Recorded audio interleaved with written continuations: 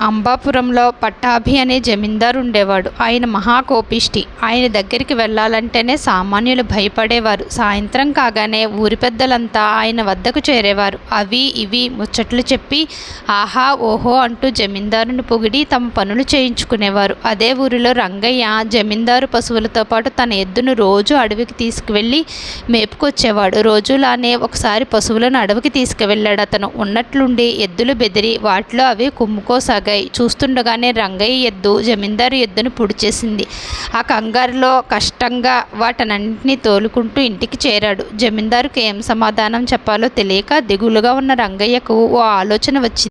సాయంత్రం తెలివిగా ఊరి పెద్దలంతా జమీందారు దగ్గర ఉన్న సమయం చూసి అయ్యా, పోట్లాటలో మీ ఎద్దు నా ఎద్దును పొడిస్తే పరిహారం ఏంటయ్యా అని అడిగాడు. దానికి చూడు రంగయ్య, పశువులన్నాక ఒకదానిపైకి ఒకటి కాలు దువ్వడం పొడుచుకోవడం మామూలే. దానికి పరిహారం అంటూ ఏమీ ఉండదు.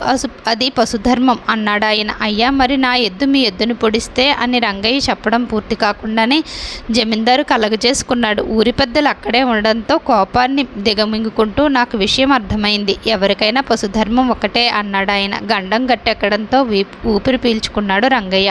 అక్కడున్న వారికి నమస్కారం పెట్టి ఇంటిదారి పట్టాడు.